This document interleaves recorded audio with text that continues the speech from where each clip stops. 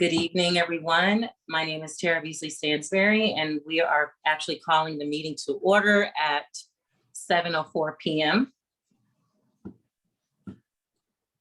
And we will start with the Pledge of Allegiance. I pledge allegiance to the flag of the United States of America and to the republic for which it stands, one nation, under God, indivisible, with liberty and justice for all. Report of the Secretary. Do we have a report, Shari? I don't have any report, Chair. Okay. And report of the chair and members of the Housing and Community Development Commission and Liaison report. Do any commissioners have any community reports at this time?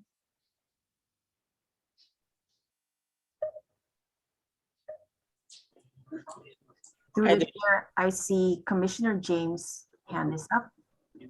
Okay, are there any other commissioners who have a report? I only see Commissioner James. Just one? Okay, Not this I'll go evening. after her. Go ahead. I just wanted to share and I apologize for the baby crying in the background. This is what happens when families join the commission. But I wanted to share that the weekly roundtable that Vallejo Together had been holding for all the unhoused service providers in Vallejo. And they have created a strategy team and an interfaith council to address the homeless issues in Vallejo. And that's the end of my report. Thank you for that report, Commissioner James. I do have a report. As a co-chair on the Housing First Solano Continuum of Care board, we actually had our first meeting of the year last week. And in that meeting, All Homes Regional Impact Council presented their regional action plan to decrease unsheltered homelessness in Solano County by 75% within the next 3 years, using what they will call a 1-2-4 framework approach at a $260 million cost that was funded by private donors. This will in turn, what we hope, at least improve our chances for state funding. That 1-2-4 framework consists of number one, interim housing. Their initiative is, or their plan is funding interim housing needs to bring unsheltered people indoors immediately. And these can be short-term. They can also be temporary solutions on the path to permanent housing. Section 2 of the framework is permanent housing solutions. So they want to ideally fund 2 permanent housing solutions for every interim housing unit added. These can be housing subsidy or affordable housing that allows people to flow from interim to permanent housing. And section 4 of their framework is homelessness prevention.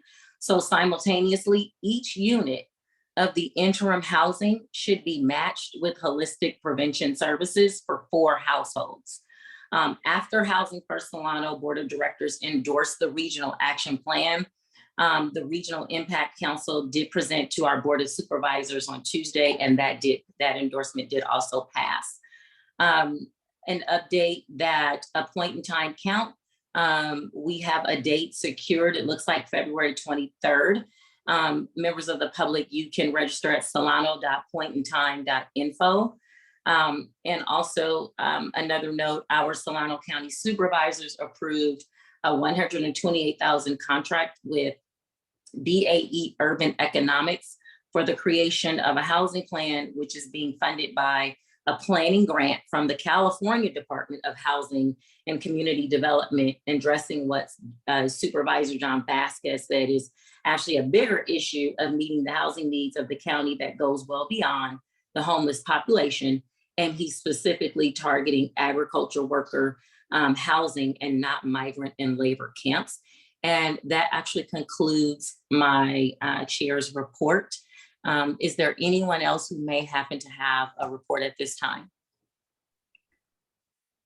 Through the chair, our council liaison, Nina Luera Diaz, is not present at this time. Okay. All right, so we will go ahead. That concludes that item. We will move on to agenda item 11, which is consent calendar and approval of the agenda. Fiscal year 21-22 Home Investment Partnerships Program Budget Amendments. The recommendation is to adopt the enclosed resolution recommending approval by City Council of amendments to the fiscal year 21-22 home program budget. Is there any discussion around that before we make any motions, or are there any questions? No, Chair, there are no questions. Okay. I just want to read this really quickly. On May, because we do have some new commissioners. So on May 11th, 2021, the City Council approved home program activities for fiscal year 2021 and 22. And for the period beginning July 1st, 2021 and ending June 30th, 2020. 2022. Some of the activities completed in the prior fiscal year are completed and may be closed out. There are other activities may be in progress or are not yet underway and may be carried over. And funds for some activities may be allocated if any activity does not proceed for any reason. The revised fiscal year 21 through 22 home program budget as proposed by staff is shown as an attachment to the enclosed staff report. Just want to make sure everyone has had a chance to review that.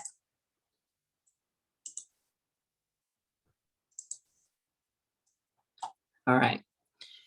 I just have one quick question. Is there a list of certain projects that have not that haven't started yet, or is this just a precaution because we're getting close to the end of the fiscal year?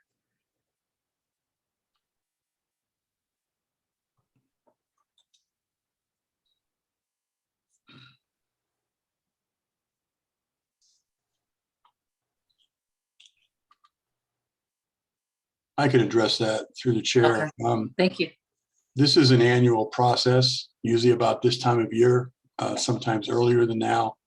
We amend the budget, and a major part of this is to carry over unspent funds from the prior year and make it part of the current year budget. Unlike the general fund, for example, with these federal funds, we are allowed to do that. Mm-hmm. So we may get a new grant, for example, of $1 million of new money, but our actual total working budget could be 2 or 3 million when you have projects that are in progress. There isn't anything in particular that stands out. There is an attachment to the staff report, a spreadsheet that shows the list of activities that have been approved. You know, the Sacramento Street project is underway. We have many things that are underway. Nothing we're recommending be terminated or closed out at this point. Thank you. All right, do we have a motion to approve the recommendation to adopt the enclosed resolution? Sure, I make a motion to adopt the enclosed resolution.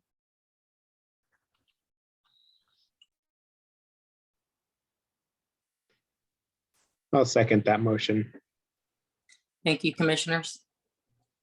Through the chair, the vote will also include the approval of the agenda. So I will call the roll. Right now. Okay. Beasley-Stansberry, Yes. Bunde, Yes. Jackson, Yes. James. Yes. Thank you.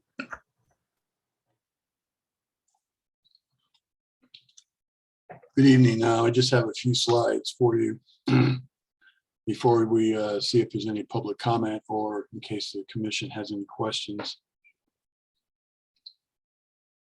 As you know, we've adopted a 5-year consolidated plan, which is a HUD requirement that we conduct long-term planning around affordable housing needs and community development needs in Vallejo.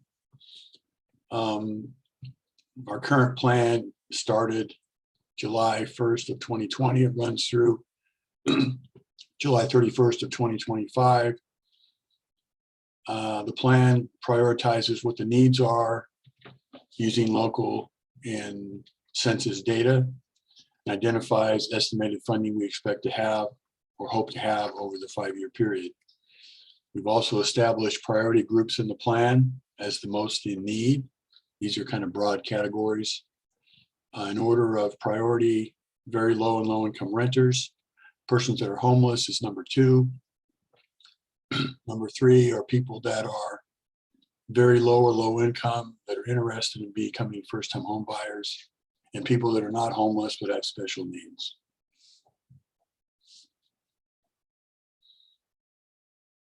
So an annual public hearing, at least one public hearing each year, is required in the city's citizen participation plan on housing and community development needs. And as was stated, the purpose of the hearing, well, there's really 2 purposes. To determine whether and how needs may have changed significantly from those identified in the consolidated plan, and if they have, what, if any, changes to proposed activities or even future activities the commission may wish to consider or may be appropriate. And also, this provides an opportunity for residents and other interested parties to comment on how they think the city should spend its CDBG and home dollars in the next fiscal year, which is starting July 1st.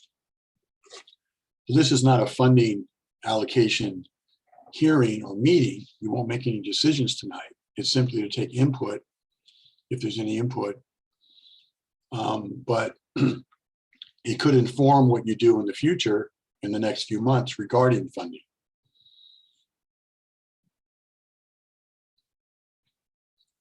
So the recommendation very simply is to conduct a public hearing, to receive any comments on housing and community development needs in Vallejo. And we're not scheduled to take any action tonight. I'll be glad to answer any questions you might have on the item.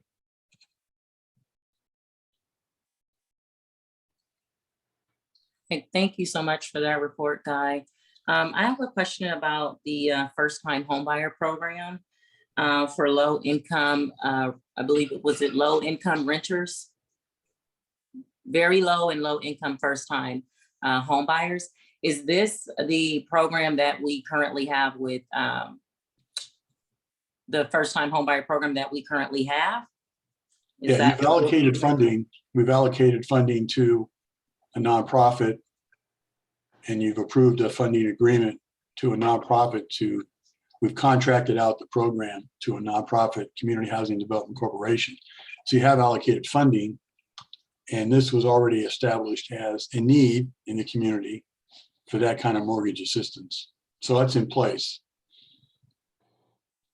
Okay, that's what I was asking. Are we using the same out of Richmond, correct? Yes. Perfect. Any other commissioners have any questions at this time? Not at this time. Thank you.